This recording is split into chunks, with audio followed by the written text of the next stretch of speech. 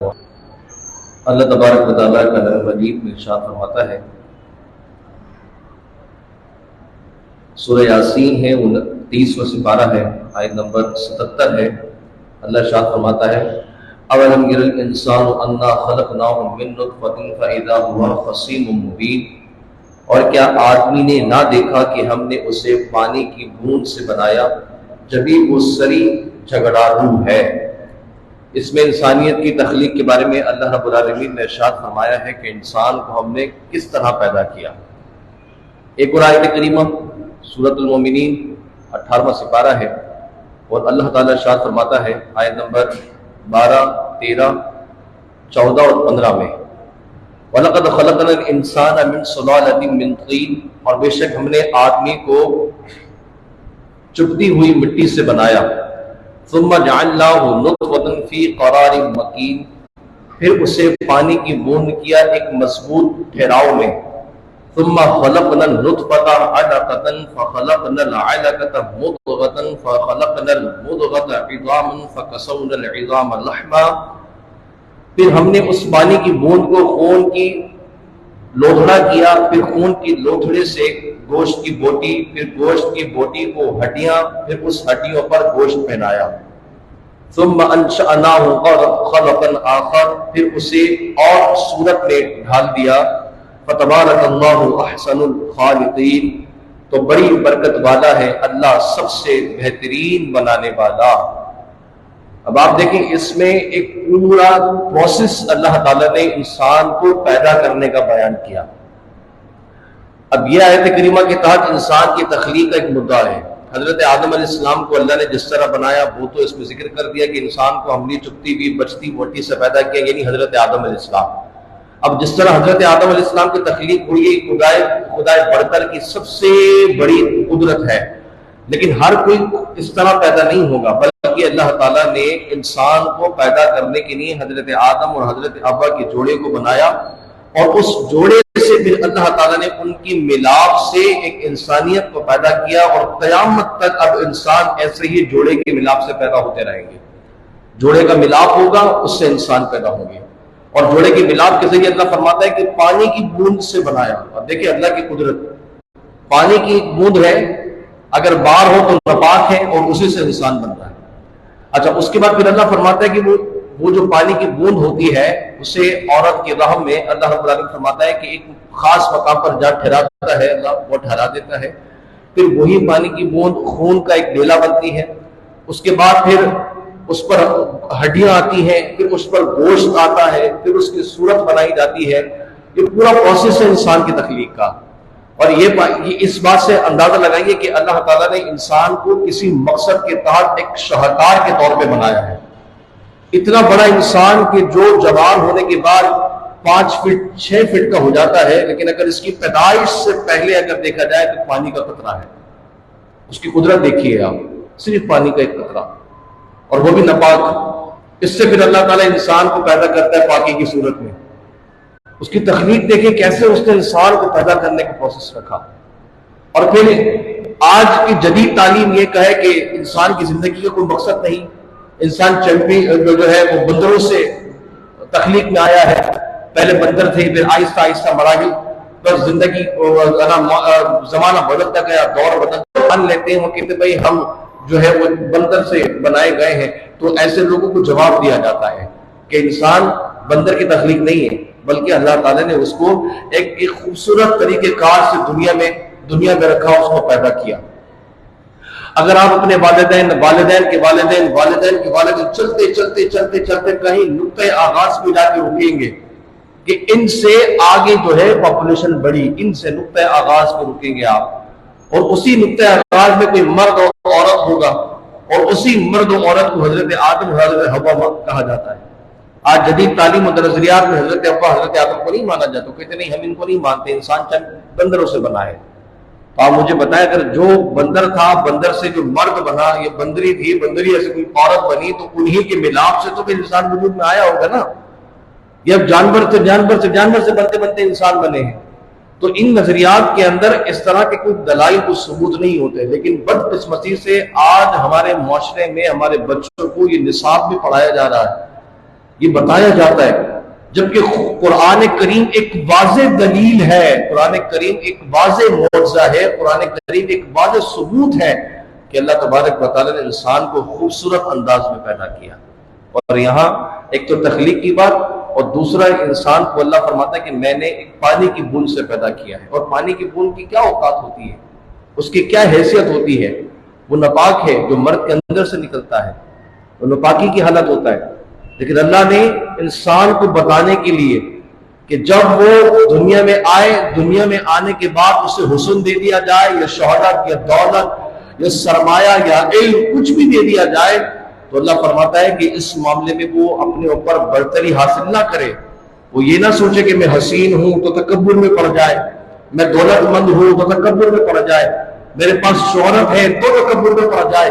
اللہ تعالیٰ فرماتا ہے کہ جس وقت انسان کو اپنے اندر تکبر کی بو آنے لگے، اس وقت انسان اپنی تخلیق پر غور کر لے کہ اللہ نے اس کو پیدا کیسے کس طرح کیا ہے۔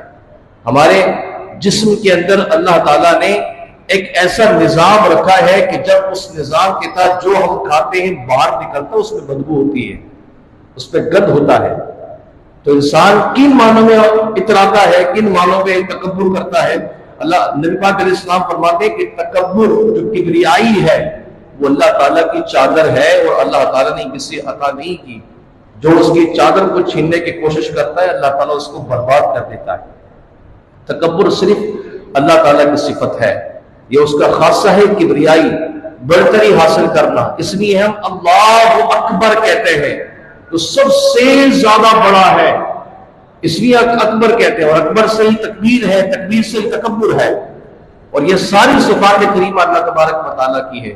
انسان اس صفات میں خود کو ڈھالنے لگے تو، اور تکبر کا معنی ہوتا ہی ہے کہ دوسرے پر اپنے آپ کو فوقیت دینا، یہ صرف اللہ تبارک و تعالیٰ کا خاصہ ہے، ہمارا نہیں ہے۔ ہم یہ کہیں کہ وہ غریب ہے تو میں امیر ہوں، میں اس سے زیادہ اپنے آپ کو بہتر سمجھنے لگوں، وہ حسن والا نہیں تو مجھ میں حسن دیا گیا ہے تو میں اس کے مقابلے میں اپنے آپ کو حسین سمجھنے لگوں، اسے شہرت نہیں دی مجھے شہرت دی تو میں تکبر میں پڑ جاؤں، اور ایسے معاملے کے اندر پھر تکبر میں پڑنے کے بعد اپنی آخرت عاقبت برباد کروں، تو اللہ تبارک و تعالیٰ نے ایسے ہی لوگوں کو نشان عبرت بھی بنایا ہے جو تکبر کرتے ہیں، جو اپنے آپ میں دوسرے کے مقابلے میں اپنے آپ کو برتری دیتے ہیں۔ اب آپ وڈیرانہ نظام جہاں ہے، جاگیردارانہ نظام جہاں پر ہوتا ہے، آپ دیکھیں ان لوگوں غلاموں کی طرح لوگ ہاتھ مان کے بیٹھے ہوتے ہیں، اور یہ تکبر بڑے انداز میں برجمان ہوتے ہیں، اور لوگ ان کے گھٹنے دبا رہے ہیں، ہاتھ دبا رہے ہیں، اور یہ اپنے آپ کی اپنی مستی میں گم ہے، پتہ ہی نہیں ہے ان کو۔ اللہ تعالیٰ جب ایسے کو ذلت کی گھاٹی میں اتارتا ہے تو پھر کوئی منہ لگانے والا بھی نہیں ہوتا۔ ایک بزرگ بادشاہ وقت کے پاس آئے، اور بادشاہ وقت نے تکبرانہ انداز میں ان کو دیکھا، اور وہ اللہ کے ولی تھے، وہ حکمت کو جانتے تھے، دانائی کو جانتے تھے۔ انہوں نے بادشاہ کے پاس آ کے کہا، سوال کیا اس کو چوٹ کرنے کے لیے کہ اگر ایک پانی کا پیالہ میں تمہیں اس وقت دوں جس وقت تم ایسے مقام پر ہو کہ جہاں کوئی کھانا پانی انسان کوئی نہ ہو، اور تم آخری سانس زندگی کی لے رہے ہو، تمہیں شدید پیاس لگی ہو، اور ایسے میں آ کے اگر میں تمہیں پانی کا پیالہ دوں تو تم کیا کرو گے؟ اس کے بدلے پانی کا پیالہ پیش کروں میں تو اس کے بدلے میں مجھے کیا انعام دو گے؟ تو اس بادشاہ وقت نے کہا کہ اگر آپ ایسے وقت میں مجھ پر یہ احسان کریں گے تو میں آدھی سلطنت آپ کے نام کر دوں گا۔ آپ نے کہا اچھا چلو ٹھیک ہے، تم نے پانی کا پیالہ پی لیا۔ اب یہ پانی کا پیالہ جب پانی اندر گیا، اور پانی جو ایک باہر نکلنے کا سلسلہ ہوتا ہے وہ باہر نہ نکل پائے، تمہارے اندر مرض پیدا ہو جائے، تم شدید تکلیف کی حالت میں ہو، اور ایسے میں دوبارہ تمہارے پر آ کے احسان کروں، تمہارا علاج کروں، اور تمہارا پانی جو ایک پروسیس کے ذریعے باہر نکلتا ہے اس طرح باہر نکال دوں، تو پھر تم بدلے میں کیا دو گے؟ تو بادشاہ نے کہا کہ بقیہ آدھی ریاست بھی آپ کے نام کر دوں گا۔ اللہ اللہ۔ تو بزرگ کہتے ہیں کہ جس ریاست کو تو ایک پانی کے پیالے کے بدلے دینے کو تیار ہے، اسی ریاست پر تو گھمنڈ بھی کرتا ہے، تکبر بھی کرتا ہے، اور لوگوں کو اپنے آگے کوئی حیثیت نہیں دیتا اور پھر متکبرانہ انداز میں ان کے ساتھ پیش آتا ہے. جس ریاست کی اوقات ایک پانی کے پیالے کی ہے تو دینی کیا اوقات ہے. اور آج یہ انسان غور کر لے, بڑے بڑے پیسوں والوں کو ہسپتالوں کے اندر سانس لینے کے لیے مشین کی ضرورت دیکھی ہے, وہ سانس نہیں لے سکتے, ان کو دل میں بیٹری لگی ہوتی ہے, ڈائلسس میں پڑے ہوتے ہیں, دنیا کی دولت ہے لیکن سانس نہیں خرید سکتے, دنیا کا سرمایہ ہے لیکن دل کو ٹھیک نہیں کر سکتے, دنیا کی دولت اللہ نے دی ہے لیکن جب پیرالائز ہو جاتے ہیں تو اپنا علاج نہیں کروا سکتے. کچھ ٹائم پہلے ایک ویڈیو دیکھی تھی, امریکہ میں ایک لیڈی تھی, وہ مریض ہو گئی تھی, علاج ہو رہا تھا, ڈاکٹر نے کہہ دیا تھا کہ آپ اس اسٹیج پر آ گئی ہیں کہ اب آپ بچ نہیں سکتی. دولت بہت تھی, بچوں کو کہا کہ جتنا بھی کچھ میرا پڑا ہوا ہے بینک بیلنس کیش کی صورت میں سب لے کے آ جاؤ. باقاعدہ اس کی سوشل میڈیا پر ویڈیو بھی بنی تھی, اور اس خاتون نے اپنا سارا کیش اپنے ساتھ اسی روم میں رکھا اسپتال کی, اور کھڑکی کھولنے کے بعد سارے پیسوں کو زمین پر پھینک دیا, ایسے بکھیر دیا. تو پوچھا ان کا انٹرویو لے کہ آپ نے یہ کیا کیا, لاکھوں ڈالر آپ نے ایسی کھڑکی کے نیچے پھینک دیے.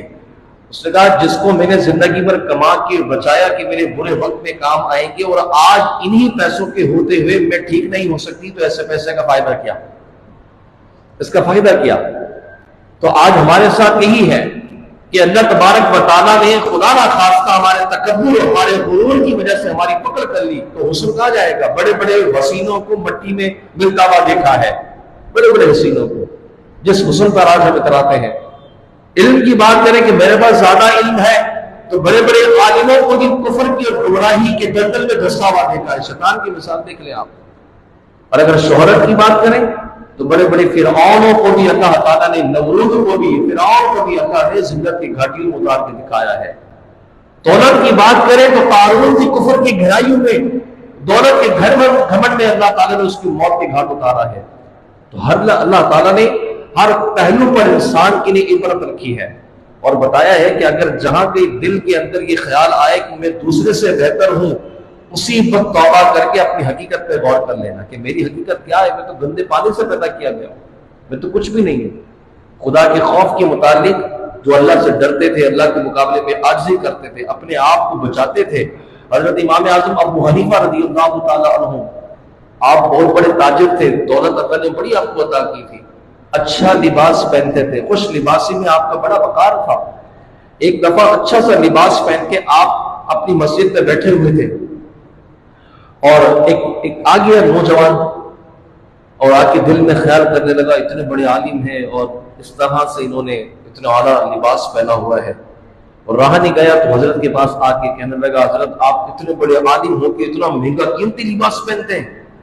تو پہلے تو آپ مسکرائے اور مسکرا کے کہا کہ دیکھیں جناب, اللہ کے نبی پاک علیہ السلام نے ارشاد فرمایا ہے کہ جب اللہ تعالیٰ بندے کو کوئی نعمت عطا کرتا ہے اور اس نعمت کا اثر بندے پر ظاہر ہو تو اللہ خوش ہوتا ہے. مجھے اللہ نے دیا ہے تو میں اس حدیث پر عمل کرتے ہوئے خوش لباسی اختیار کرتا ہوں تاکہ اللہ کی نعمت مجھ پر نظر آئے تو میرا رب خوش ہو. اور جہاں بات رہی میری اپنی حقیقت کی تو آپ دامن اٹھا کے دکھاتے ہیں تو بوری کا لباس اندر آپ نے پہنا ہوتا ہے, کہتے ہیں یہ میرے رب کی عطا ہے, اور نیچے جو میں نے پہنا ہے یہ میری حقیقت ہے جسے میں یاد کر کے اپنے آپ کو روکتا ہوں کہ یہ تیری حقیقت ہے.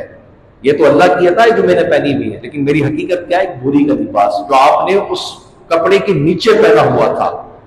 حضرت جناب سیدنا ابوبکر صدیق رضی اللہ تعالیٰ عنہ اللہ کی خوف سے اتنا روتے, اتنی عاجزی اختیار کرتے, کبھی کبھی کہتے کاش میں انسان نہ ہوتا کوئی جانور ہوتا.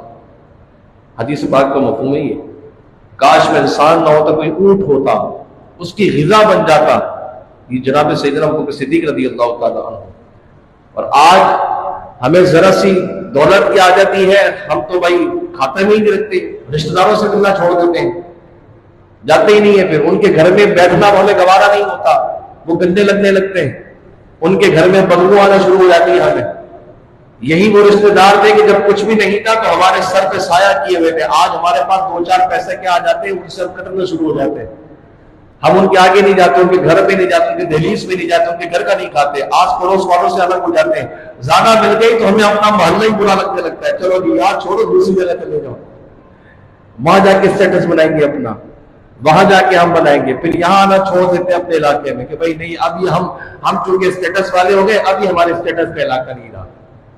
تو کہیں اس ادا کے اندر ہماری کوئی تکبر کی بو تو نہیں ہے؟ ذرا دیکھ لیں، دیکھ لیں ہم اپنے آپ کو دوسرے سے بہتر سمجھنے والی جو گندی سوچ ہے کہ ہمارے اندر تو نہیں ہے کہ میں اس سے بہتر ہوں. تبھی انسان شیطان نے یہی کہا تھا حضرت یعقوب کو دیکھ کر کے میں اس سے بہتر ہوں، انا خیر منہ، میں اس سے بہتر ہوں کیونکہ تو نے میری تخلیق آگ سے کی ہے، یہ مٹی سے پیدا کیا، کمزور تخلیق کا مالک ہے یہ. اس پر فقہا نے بڑی پیاری بات لکھی ہے، نہ شیطان نے تکبر اس لیے کیا کہ شیطان کی حقیقت میں ہی تکبر تھا، وہ آگ سے بنایا ہے اور آگ کا کام ہی بلند ہونا ہوتا ہے. بلند ہونا، آگ پستی پہ نہیں آتی، بلند رہتی ہے. اپنی حقیقت کی وجہ سے وہ گمراہی کرتے پڑا، اور انسان کی حقیقت کیا ہے؟ مٹی ہے. مٹی آپ جتنی اوپر سے بھی بھیجو گے آئے گی کہاں؟ زمین پر ہی آئے گی. کہیں جہاں سے بھی آپ نے پھینکنا ہو، لیکن جو مٹی ہوگی، جو دھول ہوگی، وہ آئے گی ہی زمین پر. تو مطلب یہ کہ انسان اپنی حقیقت کے اعتبار سے عاجز ہے، کمزور ہے، اس نے گرنا ہی ہے. تو جب اس کی حقیقت میں ہی جھکنا ہے تو پھر کبریائی کس بات کی؟ اللہ تعالیٰ نے اس کی حقیقت میں جھکنا لکھا ہے، یہ کہہ رہا ہے مجھے کھڑا ہونا ہے، مجھے بلند ہونا ہے، مجھے بڑا بننا ہے، مجھے عبور کرنا ہے. اس لیے اللہ، جو انسان اپنی حقیقت سے ہٹ کر فیصلہ کرتا ہے، اللہ تعالیٰ اس کو برباد کر دیتا ہے. ایک چیز مڑی ہوئی ہے اور میں زبردستی مڑی ہوئی چیز کو سیدھا کرنے کی کوشش کروں تو ٹوٹ جائے گی. انسان کا مقصد ہی جھکنا ہے، عاجزی اختیار کرنا ہے. انسان اپنی حقیقت سے ہٹ کر تکبر کرنے کی کوشش کرے تو پھر یاد رکھے تباہی اس کا نتیجہ نکلتا ہے. تو اللہ نے فرمایا کہ انسان کو گندے پانی سے پیدا کیا گیا ہے. ہمیں اپنی حقیقت پر غور کرنا چاہیے، ہمیں دیکھنا چاہیے کہ ہم کہیں ایسا تو نہیں ہے خدا نہ خواستہ کہ اس تکبر کے دلدل میں پھنسے ہوں. 10 روپے خیرات کرنے کے لیے ہم لوگوں کی لائنیں لگانا شروع کر دیتے ہیں، زکوٰۃ بانٹنے کے لیے لوگوں کی لائنیں لگوا دیتے ہیں، مسجد میں پیسے کیا خیرات کر دیتے ہیں تو سارے اسٹاف کو اپنا غلام سمجھنا شروع کر دیتے ہیں. آج کل تو اللہ معاف کرے، نماز کرسی پہ پڑھنا بھی پیشن بن گیا ہے. جو بیچارے مریض ہیں سو مریض ہیں، ان کی بات الگ ہے، جو مریض نہیں ہے وہ بھی کرسی میں بیٹھے ہوتے ہیں اور ایسے عجیب انداز میں بیٹھتے ہیں کہ لگتا نہیں اللہ کے گھر میں بیٹھے ہیں، کسی فیشن ہال کے اندر بیٹھے ہوئے، ٹانگ پہ ٹانگ چلا کے ایسے بیٹھوں گے، ٹیک پہ ٹیک لگا کے. اللہ کے گھر میں بیٹھنے کی یہ طریقہ اعداد نہیں ہوتا. اچھے خاصے نوجوان جن کو زمین پر بیٹھنا چاہیے وہ آج کرسیوں کو استعمال کر رہے ہیں مسجد کے اندر. مریض جو ہے جن کو حقیقت میں مرض ہے وہ ایک الگ مسئلہ ہے، اوپر تو بات ہی نہیں کرے بیچارے، وہ تو بیٹھ نہیں سکتے، ان کا ایک الگ عذر ہے. لیکن جس کو عذر نہیں ہے اس کو زمین پہ بیٹھنے کے لیے کیا تکلیف بخشی ہے، وہ بھی استعمال کر رہے ہیں. تو آج تو ہمارے مذہبی حلقے بھی اس چیز سے محفوظ نہ رہے. انسان کو عاجزی انکساری کا پہلو ہونا چاہیے اور اپنے عمل کے اندر دیکھے کہ کہاں وہ عاجزی اختیار کر سکتا ہے، کہاں وہ اللہ کے آگے، اس کے بندوں کے آگے جھک سکتا ہے. نبی پاک علیہ السلام فرماتے ہیں جو اللہ کے لیے عاجزی اختیار کرے اللہ تعالیٰ اس کے رتبے کو بلند کر دیتا ہے. جو اللہ کے لیے عاجزی اختیار کرے، اللہ تعالیٰ ہمیں عاجز رہنے کی توفیق عطا فرمائے. اور ہمارے اندر اگر اس طرح کی کوئی خرابی، باطنی خرابی پائی جاتی ہے تو اللہ تعالیٰ ہمیں اس کی اصلاح کی توفیق عطا فرمائے. وآخر دعوانا الحمد للہ رب العالمین. بسم اللہ الرحمن الرحیم. اللهم صل وسلم وبارك على سيدنا ومولانا محمد وعلى اله وصحبه وسلم. اللهم ربنا آتنا في الدنيا حسنة وفي الآخرة حسنة وقنا عذاب النار. صلى الله تعالى على خير خلقه محمد وعلى اله وصحبه اجمعين.